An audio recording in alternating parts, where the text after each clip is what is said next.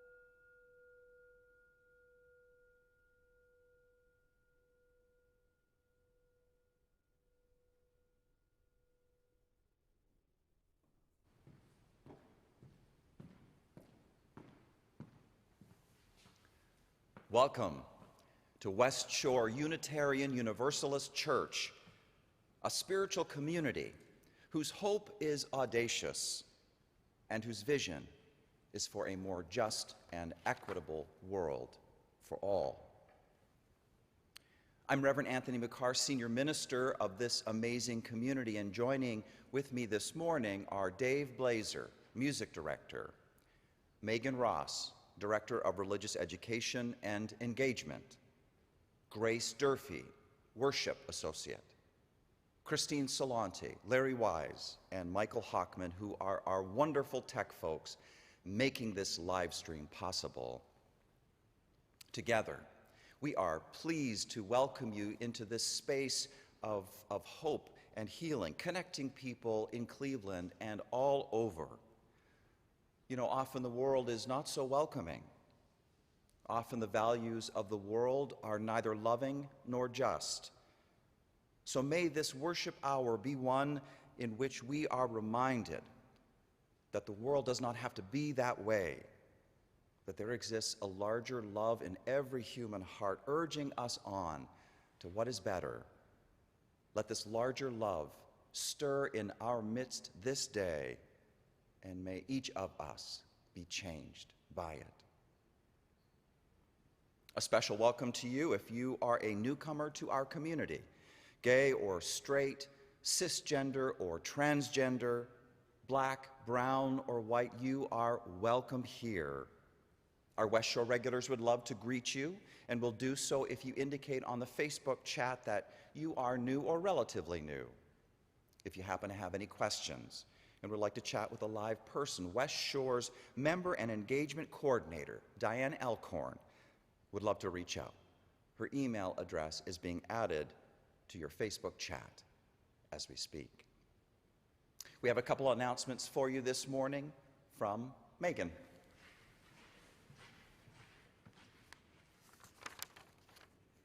Good morning.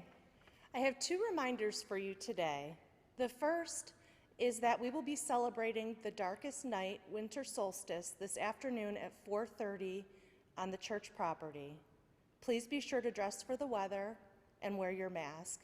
We will be practicing social distancing. The second reminder is that in order to participate in the family Christmas Eve service, you must register.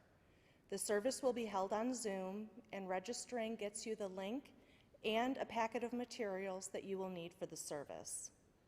A link to register will be added to the chat, and if you have any questions, please feel free to contact me.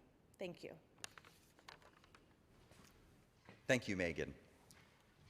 And I just want to emphasize that we are going to be offering some beautiful Christmas Eve services. The 4 o'clock family service will be lovely, and we hope you'll join us.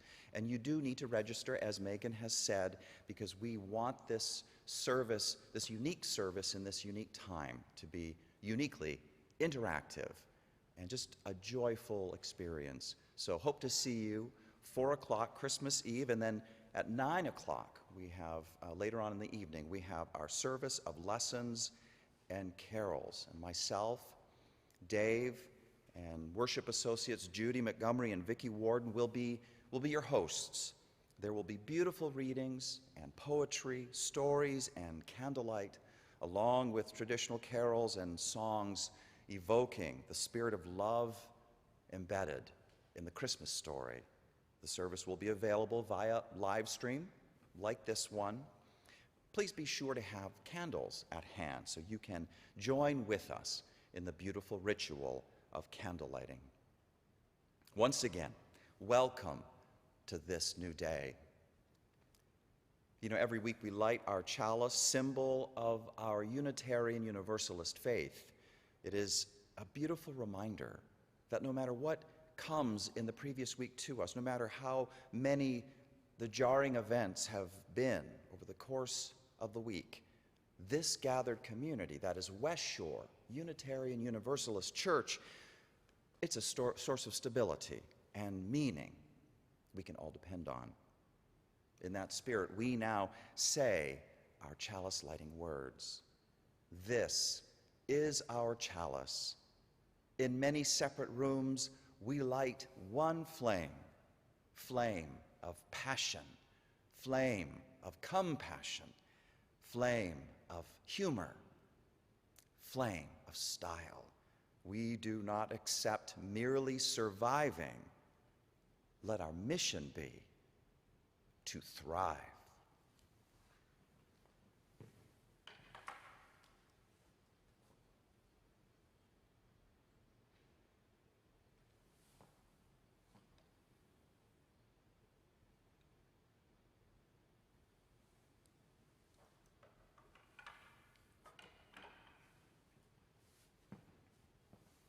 Together in spirit, we are one.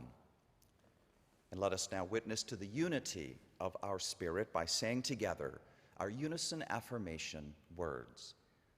Love is the spirit of this church, and service is its law. This is our great covenant, to dwell together in peace, to seek the truth in love, and to help one another. El amor es el espíritu de esta iglesia y el servicio su ley. Este es nuestro magnífico convenio, vivir juntos en paz, buscar la verdad en el amor y ayudarnos los unos a los otros. And so may it be. And now we turn to our time of greeting.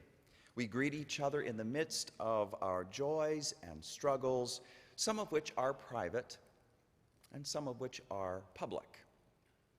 And at this moment, I hope it will be welcome to mention some of the public joys of this past week, which have been significant. First of all, a milestone in the presidential election was reached. President-elect Joe Biden and Vice President-elect Kamala Harris officially received 306 Electoral College votes. And then COVID-19 vaccinations, they started in America. And then the U.S. Supreme Court rejected an opportunity to roll back marriage equality. They are protecting, or at least are refusing to harm, queer families. And this too, the U.S. Court of Appeals for the Ninth Circuit rejected the Trump administration's approval of a proposed offshore oil drilling project in federal Arctic waters that opponents warned would endanger local communities, animals, and the environment. It was a decision that rejected pushing polar bears closer to extinction. It all happened this past Monday. Not a bad Monday at all.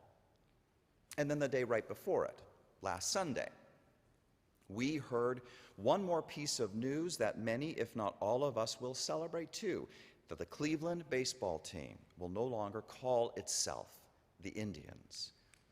The decision was part of a wider push for sports teams to stop using Native American names and imagery as team names and mascots. Good. I know that several folks here have been agitating for this change for a while now, and I thank you for that. Definitely one shout out needs to go to the Reverend Wayne Arneson for his activism around this change. Thank you, Reverend Arneson. Lots of good news this past week. And now we turn to a moment of sharing names and news that people have asked to be shared. Among the West Shore family, one birthday to lift up, Annika's. It is tomorrow. Happy birthday to the children of our West Shore community.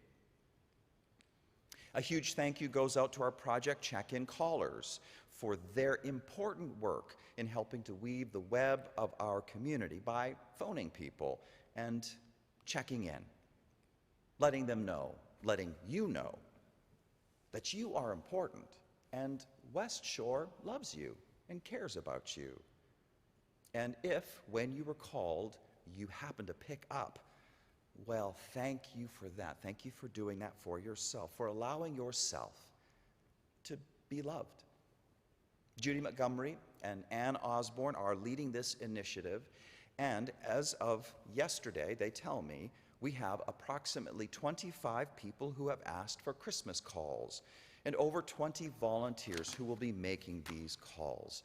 General outreach calls are still being made. Callers, once again, thank you. And if you picked up that phone when you were called, or will pick up that phone when you will be called at some point in the future, thank you. Let each of us now say the names of people whom we are holding in our personal thoughts and prayers. People in the West Shore community, people beyond, wherever you happen to be, say into the space of your room these names out loud. You may even type the name into our West Shore Facebook chat if you like. I'll pause for a moment as we do this.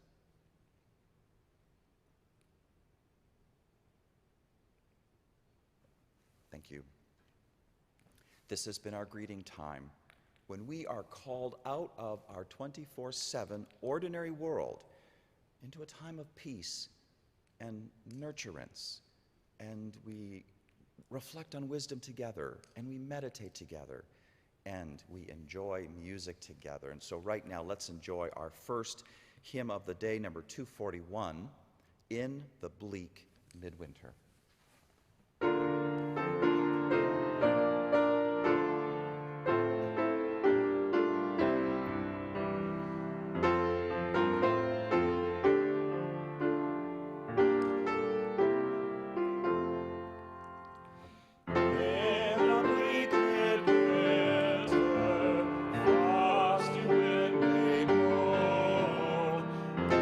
Stood hard as iron.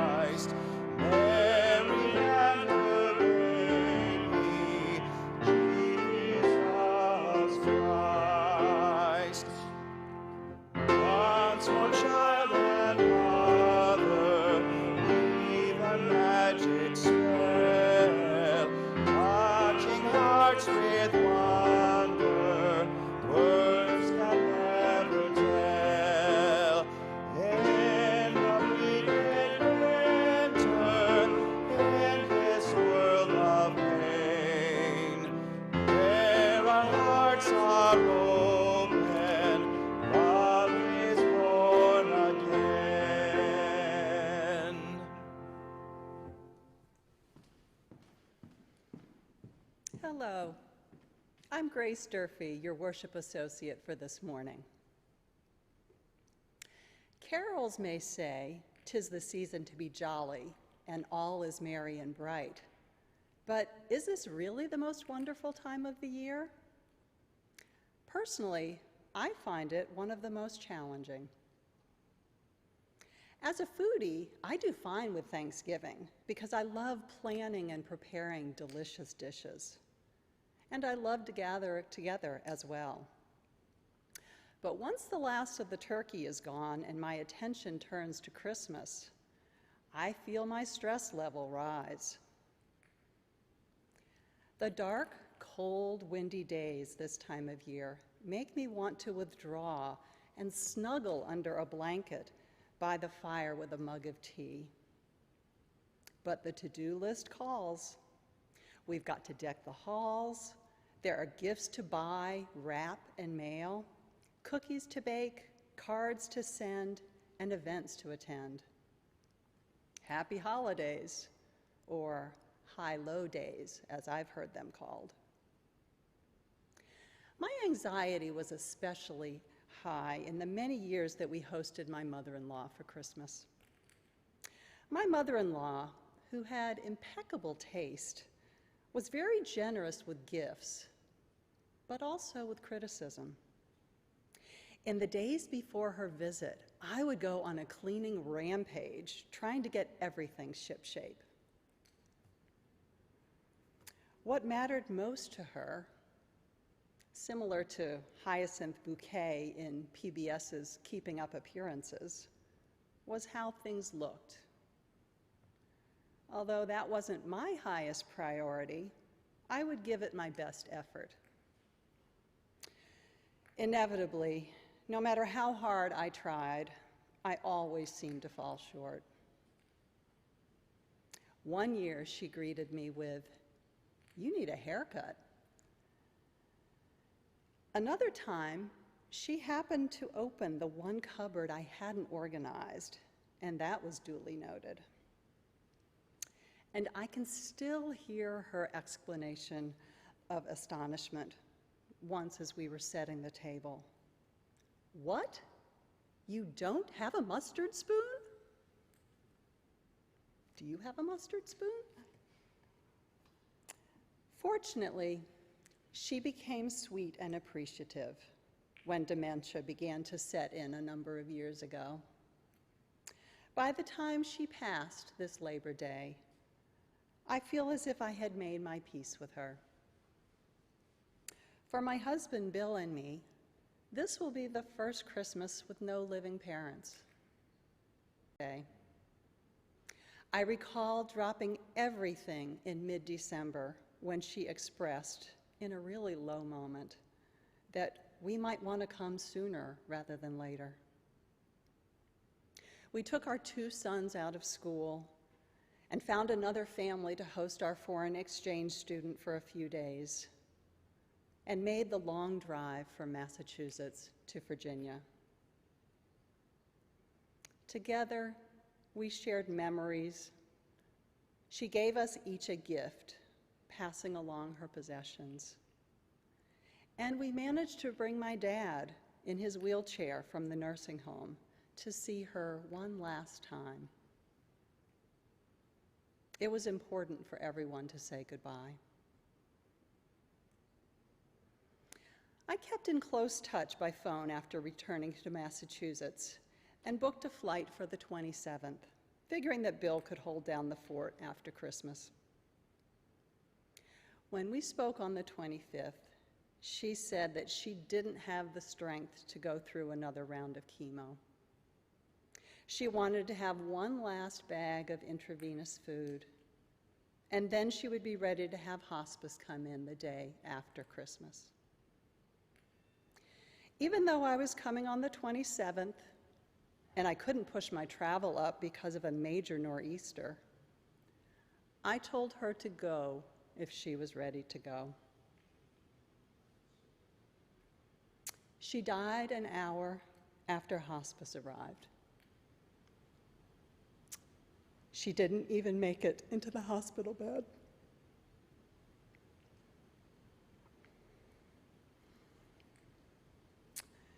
Grief is unpredictable. Some years I only have a couple weepy mommy moments, as I call them. Others make me grateful for our wholesale club membership that allows us to buy Kleenex in bulk. This year seems to be one for the waterworks. And that's okay. It is what it is. I believe the best present I can give myself is to simply be present to it all.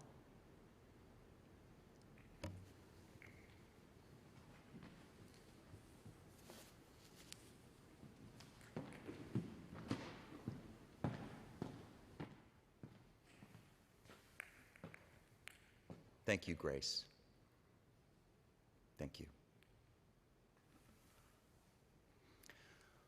For our call for the offering today, I wanted to share a personal story that comes from West Shore staffer Debbie Elliott, and she's given me her permission to do this. Debbie writes, "I've been on a journey of personal and spiritual growth for many years, looking for opportunities that would feed my passion. In 2017, I joined a meditation group at West Shore, led by Reverend Mary Gregolia, to practice the art of mindfulness. I was experiencing an overwhelming sadness following the death of my mom and dad. I was hoping this class would give me the opportunity to reflect, process my emotions, and be with my thoughts. I not only learned these valuable skills, but I walked away with something more, much more, a community of like-minded individuals who wanted to connect on the same level and process the same things. In this group setting, we shared joys and sorrows, achievements and failures, individually and collectively. In a few short weeks, I knew I had found a safe place to channel my energy, and the benefits were numerous. I felt a sense of calmness, peace, and balance in my mind, body and soul. Soon the grief I was feeling about my parents turned into joyful memories, and I was able to see a new world around me. This deeper learning experience strengthened my connections with the universe and paved the way for me to more easily choose to live out the intentions of my heart, and doing this happily. I highly recommend Mary's class to anyone interested in enhancing their emotional, intellectual, physical, and spiritual well-being." That's Debbie's story. And first of all, huge thanks to the Reverend Mary Gregolia for leading this meditation class. But greater thanks goes to you, West Shore. Without your generosity, there would be no West Shore to host a class like this. There would be no place here in this part of Cleveland that invites folks to teach spiritually important things in a Unitarian Universalist way. Thank you for the generosity of your financial giving. Just look at how your giving impacted Debbie. And I would like to also ask folks to consider giving in an additional way.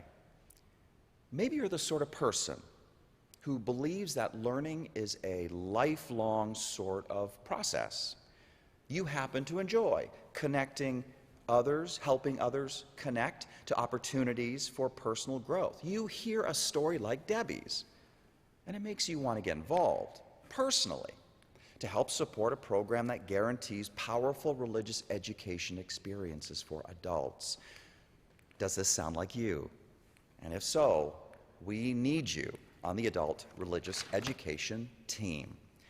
As some of you may remember, West Shore had an adult RE team in the past. That group was responsible for coordinating opportunities for adult members of our community to grow in mind, body, and spirit.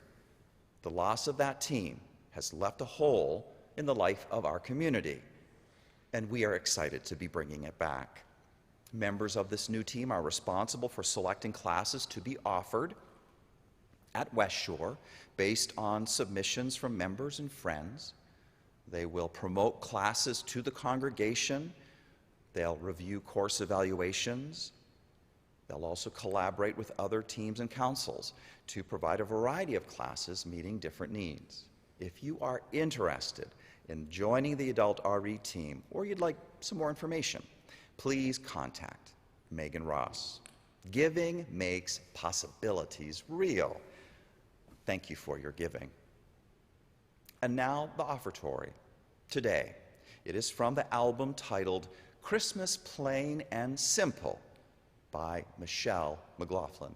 This is Winter Solstice.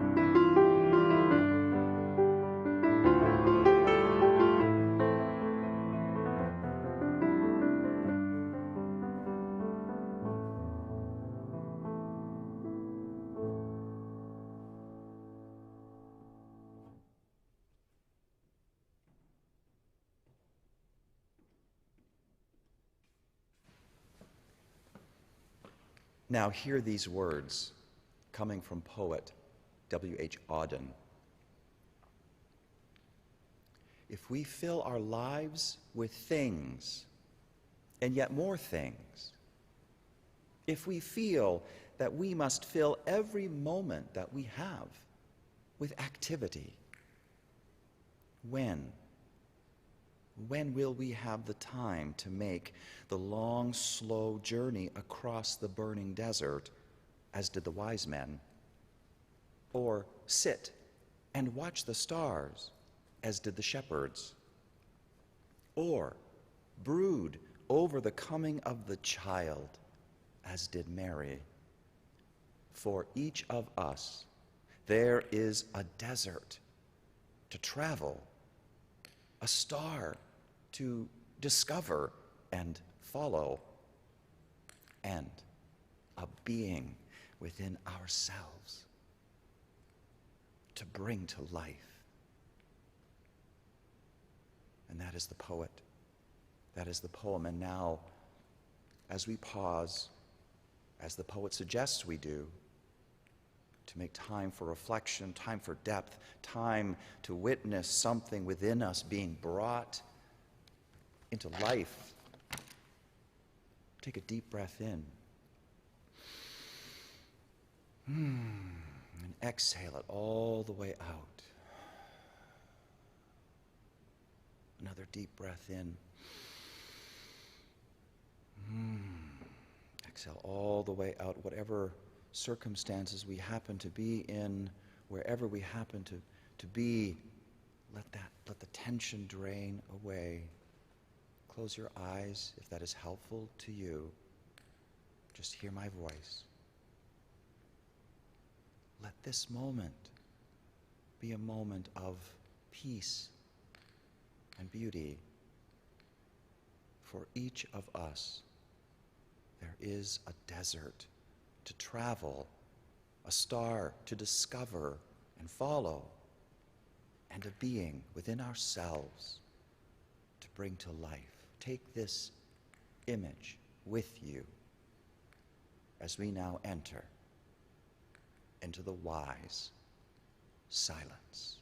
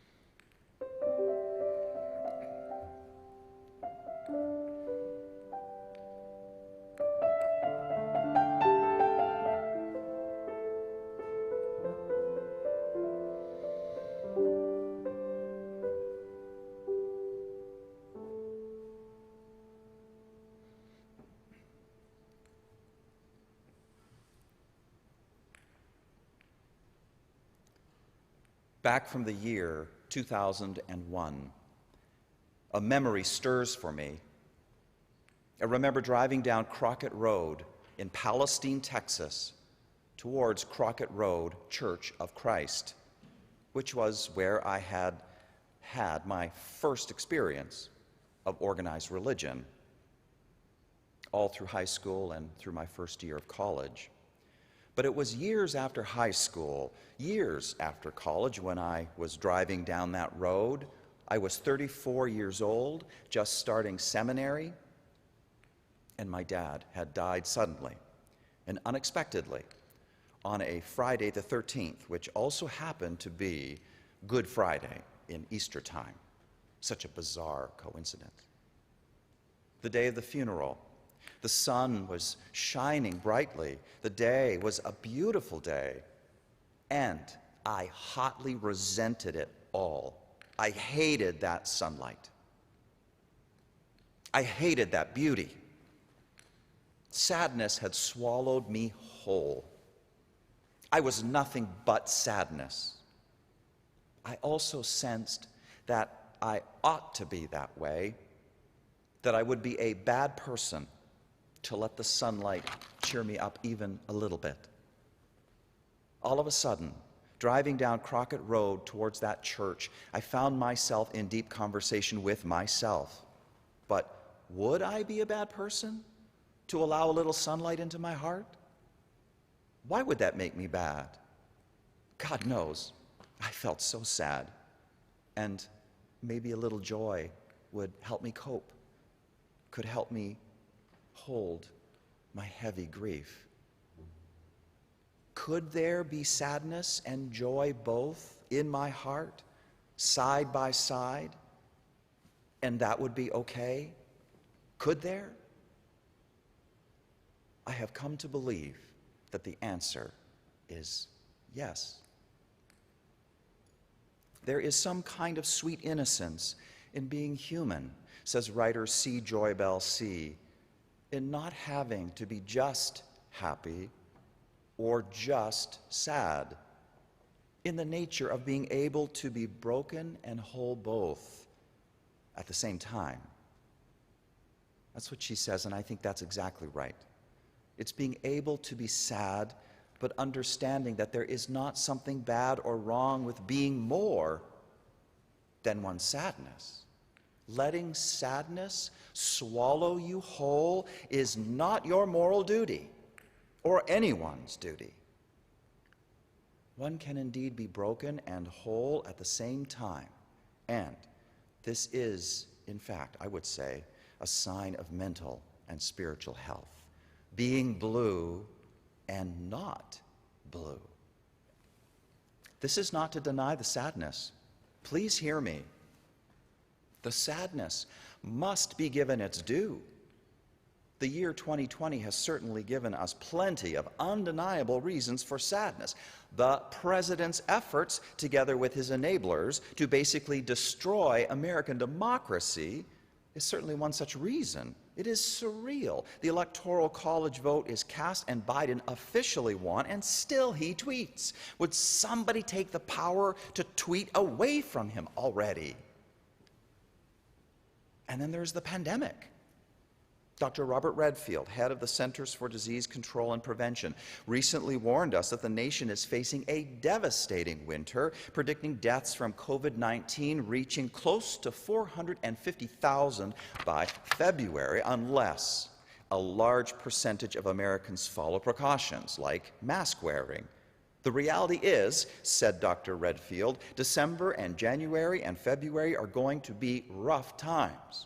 I actually believe that they are going to be the most difficult time in the public health history of this nation. 2020 has given us plenty of reasons to grieve.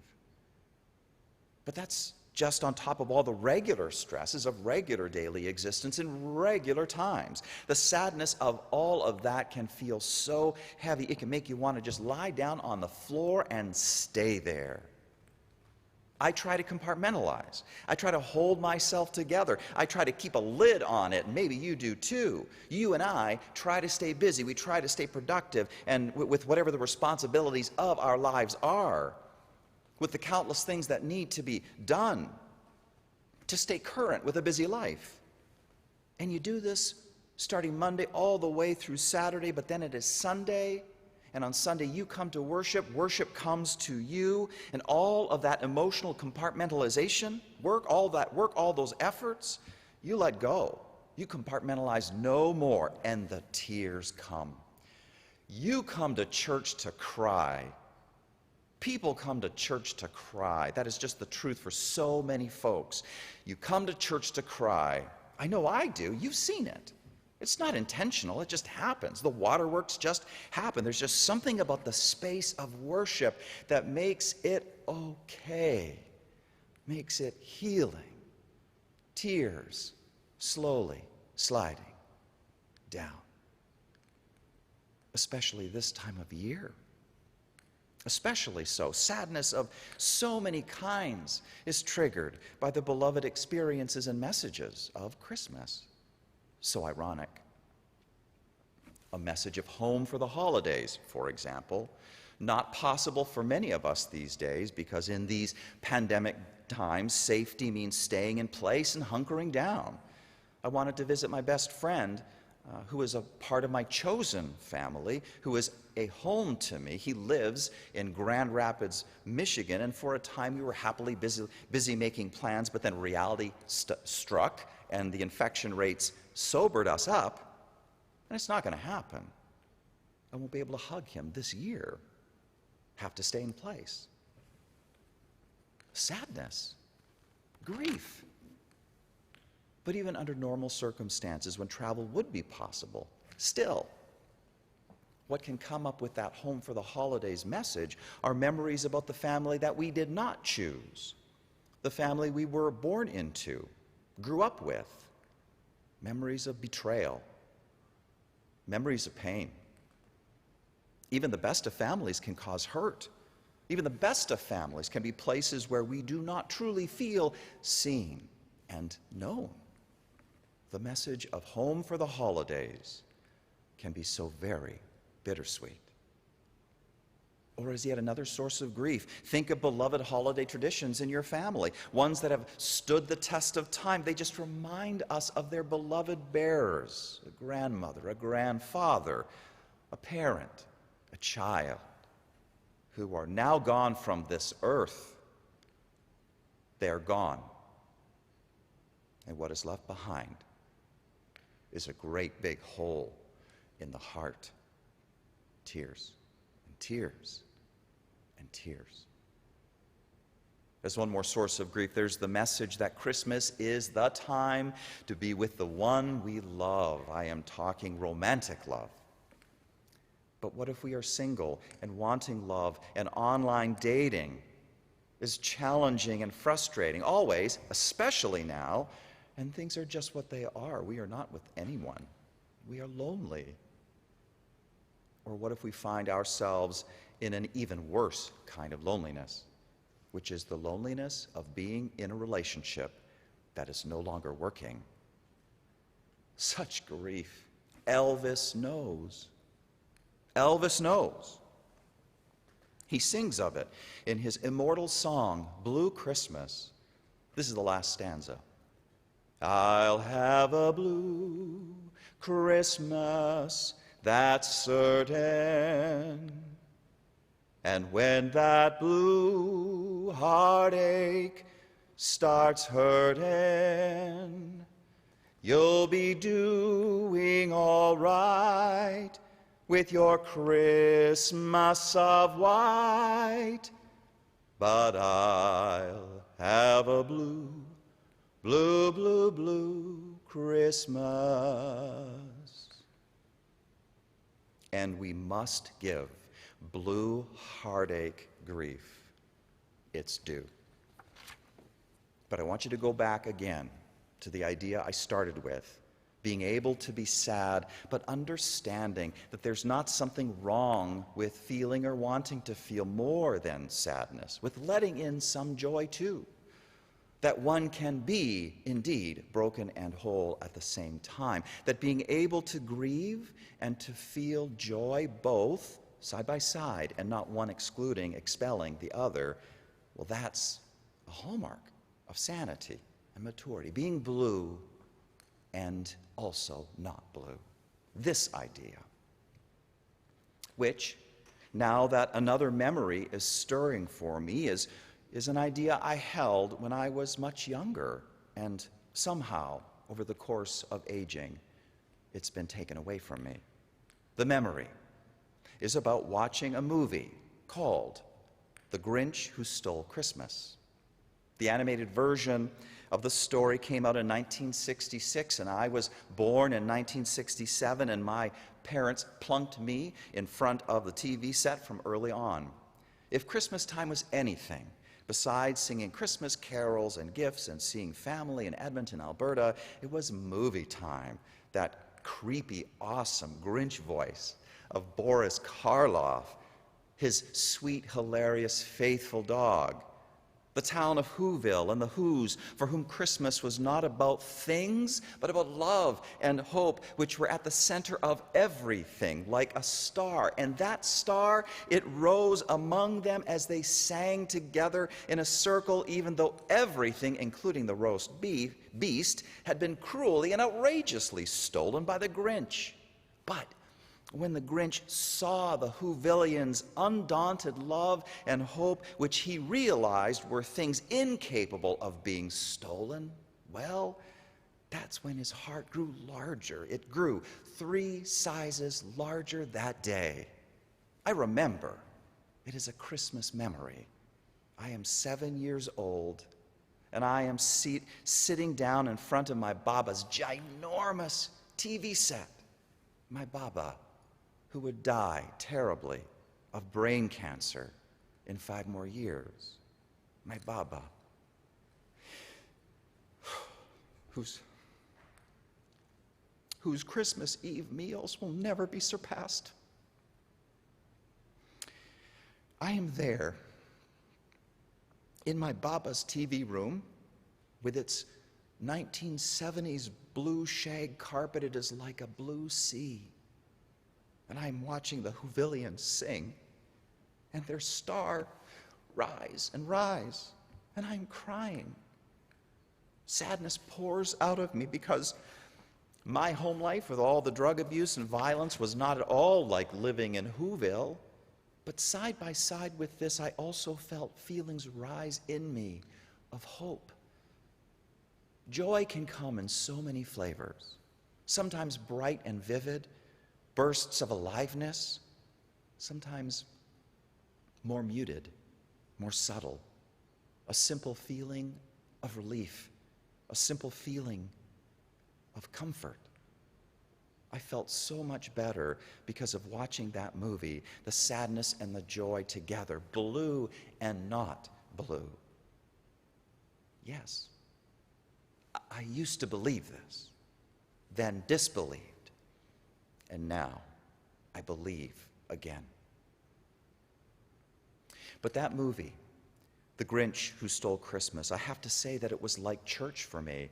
It was the church I had until, as I have said, I started going to official church in high school. I suspect that it's like that with lots of people, whether or not we have a regular religious home, whether it's when it's this time of year.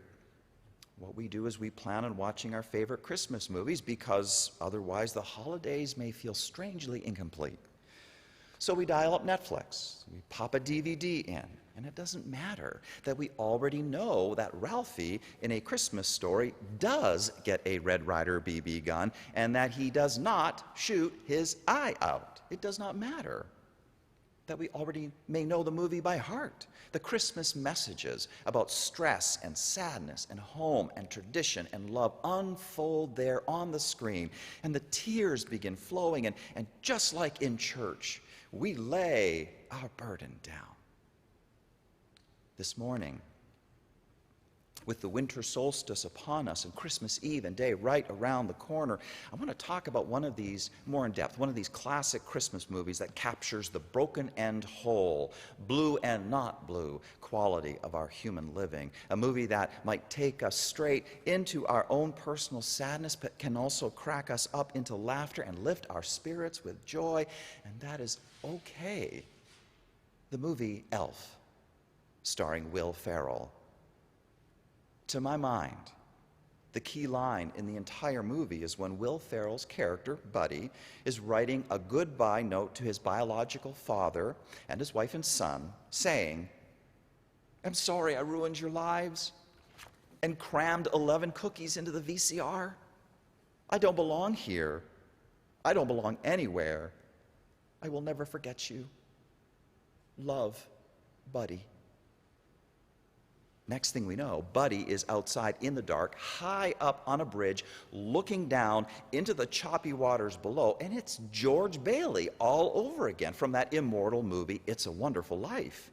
I mean, what in heaven's name could have given Buddy such a blue heartache? If you have seen the movie before, or perhaps you were able to watch the video clip that was sent out to folks this past Friday through our weekly e-news, well, you know something. You know that Buddy the Elf is the Energizer Bunny of Christmas cheer. He is a relentless smiler, an optimist. But there he is, on the bridge, just like George Bailey, about to throw his life away. Because the question for him, as it may be for many of us all, maybe us, maybe everyone, us all, is, when there is heavy sadness hanging over everything, we ask, can joy be a part of this picture too? Can there be some variety of it, from the maximum of raucous aliveness to the minimum of simple relief and simple kindness? Buddy the Elf represents joyfulness in its full continuum of expressions. I like to smile. Smiling is my favorite, says Buddy at one point. Growing up in the North Pole, he was always taught that the best way to spread Christmas cheer is singing out loud for all to hear. Raised as an elf in Santa's workshop, he came to know that the 4 basic elf food groups are candy, candy canes, candy corns, and syrup.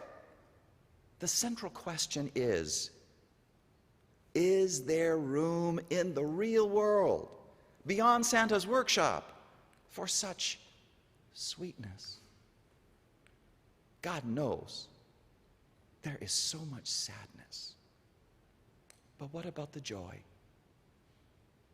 The 4th time I watched this movie, all part of serious sermon research, I hasten to add, I found myself itching to do something I have not done for a long time. It's related to the scene where Buddy transforms the Christmas section in Gimbel's department store overnight. It is amazing what he does with Etch-a-Sketches and Legos and Light Brights. Remember those? And also with the snowflakes you make by folding up pieces of paper and going at them with scissors. That's the part that got me itching. I found some paper, got some scissors, started making some paper snowflakes. Suddenly it was like I was back in the 5th grade again, like I was 9 years old again. And I was getting the message from my 5th grade teacher that doing this sort of thing was fun. I was getting that message that doing this sort of thing was good because it was fun. I remembered that. But then I also remembered what it was like to leave that 5th grade classroom for the day and go home. Hours later, my dad would come home from work, and the hunched over person I saw was exhausted. That man that I saw worked like a dog, and the work was neither creative nor fun. He too was sending a message, just by his very demeanor, that growing up is about not having fun. Growing up is all about giving up the creativity and the fun and allowing yourself to be swallowed up completely by sadness and by grimness, as if it were your duty. Buddy in the movie encounters that sort of message all the time, and so do we. Grow up, give up the fun. Even though Buddy is the embodiment of most everything we celebrate as good at Christmas time. I watch Buddy on the screen, and I love him. I see all the things I have lost in my own life, and here is yet one more source of sadness. But I also see things that still could be joyful possibilities. And so I wonder, would the people in my life accept this from me being more playful and more creative and more fun? Could I accept this myself? When the fun, when are the fun and the creativity, genuinely irresponsible escapism and grief denialism, and when do they help me hold my sadness and enable me to live in a truly authentic, healthy, holistic way? I ask that question. There are just so many Grinch-like experiences in people. Winter itself, with the cold and the dark, is Grinch-like. Buddy the Elf encounters it all in the movie. The main version he faces is his own father, who has no idea that he had a son born out of wedlock and put up for adoption, who somehow made his way up to the North Pole, who was raised by elves as an elf, who is now wanting to discover his real dad and understand what it means to be a human. He has no idea. And he also has no idea how to respond when he hears his 30-year-old son say, "I love you, I love you, I love you." Or that most of all what he wants is to hold hands, to go ice skating, have tickle fights, make snow angels, and snuggle. "I love you," he calls out to his dad at one point, and the response, an uncomfortable and hesitant, "Okay." Is this what toxic masculinity looks like? What's so ironic is that Buddy's father has elf potential within him. He absolutely does. He works for a children's picture book company, for Buddha's sake. If anything is creative and fun, it's children's picture books. But something has happened to him over the course of his years. Not enough of the 4 main elf food groups in his diet? He's become emotionally constipated. He's become a Grinch. Toxic masculinity indeed. Our introduction to him is a scene where he's telling a nun that the kids in her orphanage have to return the books they were given, books they love, because they aren't able to pay. Then there's the scene where he refuses to reprint a picture book because the stupid kids, he says, won't understand what's going on in the story anyhow. No doubt about it, he's getting coal for Christmas. What happened to him? Same question I've asked about my own father and mother and other adults in my life, and about myself too. Same question I ask. When Christmas cheer is radiant and the Christmas lights are shining, and I can feel that same light shining within me, but I can also feel a part in me that wants to tone it down, tone that cheer down. A self-censoring part of me that just wants to censor that elf enthusiasm. Maybe it's a self-protecting part of me that just doesn't want my heart to soften to the point where I can be available to joy, because a soft heart is also a heart that is vulnerable to pain. Maybe this is what Buddy's dad feels. The movie never really tells us what happened to him, but there's a lot of hints. Take the scene where Buddy goes down into the basement of his father's publishing company, the mailroom. First thing Buddy says when he gets there is, "It smells like mushrooms and looks like everyone wants to hurt me." Any of you ever say that about your place of work? What's ironic is that we could say exactly this about our own work life with sincere regret. And yet, when we see someone else who looks like they're having a little bit too much fun on the job, there's an inner impulse to rein them in, tell them to get back to the grindstone. We can't help but spread the misery, even as we wish for something better. Being human is so complicated. We need to help each other. Giving grief its due, we also need to collectively affirm and honor the elf potential that is in each of us, that needs a portion of every day to hold hands, go ice skating, have tickle fights, make snow angels, and snuggle. Of course, life can't be all about that. The grief in us, the tears in us are real and undeniable, but so is Buddy the elf, who lives inside each of us too. Why not give him his due as well? Maybe the sadness is so heavy that even to suggest an activity like tickle fighting is cruel. I hear that.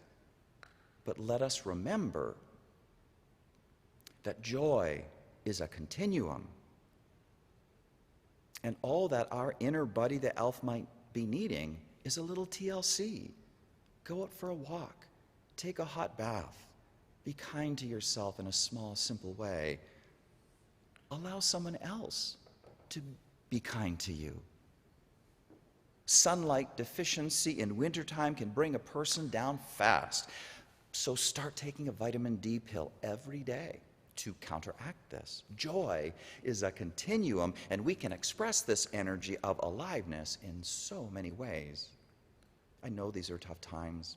The year is tough. The holidays are tough. From the president's destructive behavior, from the disruptions of the pandemic, from the bittersweet home for the holidays message, from missing loved ones, from memories of hurt, from feelings of loneliness, from what we heard Grace talk about so eloquently just a moment ago, from all of this and more, a blue heartache starts hurting. It is a blue heartache these days. But can we still make room for some joy? It's not about denying our sadness. It's that we are larger than that. our hearts are way larger than that. Who knows how long a journey it has been for the joy to come into our lives? Buddy the Elf himself says, I traveled through the 7 layers of the candy cane forest, past the castle of the abominable snowman, and past the sea of swirly, twirly gumdrops, and then I walked through the Lincoln Tunnel. He comes to us from far away, a visitor from Santa's workshop, and God, we need him. It is crazy for Buddy the Elf to be on the bridge with George Bailey considering suicide. He does not belong on that bridge.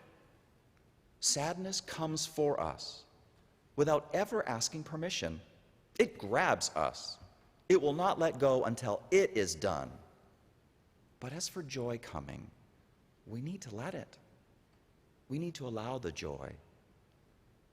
We need to know that that's okay and we're not bad. We need to let the elf that lives within us know that he belongs too. Otherwise, it is a blue, blue Christmas, and always and only ever blue. Otherwise, life becomes too small for all of who we are. To be human is to be broken and whole. Buddy tells us the best way to spread Christmas cheer is singing out loud for all to hear. And to this I add, when you hear someone singing out loud for all to hear, don't hush them up. Sing back. Amen. And now we're closing hymn, number 226, People Look East.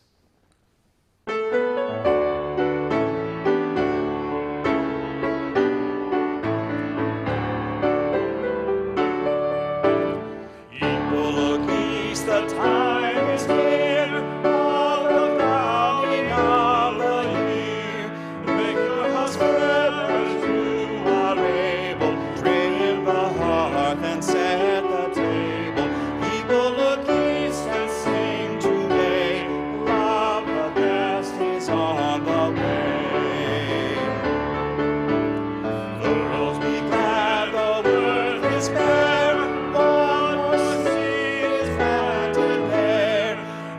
Your strength, the seed to nourish, that in course and flower may flourish. People look east and sing today. Love the rose is on the way. Stars keep the watch when night is dim. One more light the bowl shall brim, shining beyond the frosty weather.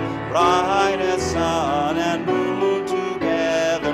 People look east and sing today. Love, the star is on the way. Now bring your chalice close to extinguish it as I extinguish our chalice here. Here are the words. We extinguish our flames, but not the light of truth, the warmth of community, or the fire of commitment. These we carry with us until we meet again.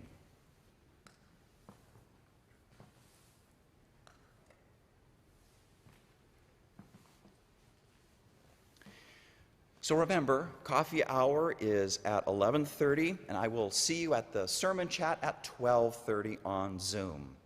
And now, our benediction. Please hear more words from C. Joybell C. She says, I feel like God expects me to be human. I feel like God likes me just the way I am, broken and empty and bruised. I feel like God doesn't look at me and wish that I were something else because he likes me this way. I feel like God doesn't want me to close my eyes and pray to him to make me holy or to make me pure because he made me human. I feel like God already knows I'm human. It is I who needs to learn that. Yes. And may we human beings want this for each other too. Not just God, but each other. May this human being right here want it for himself. May you too for yourself. May we each help each other accept our humanity and all its complexity and learn how to give the sadness and give the joy, both, their due. So may it be. Amen. See you next week, West Shore. Until then, love, courage, and cheer to you.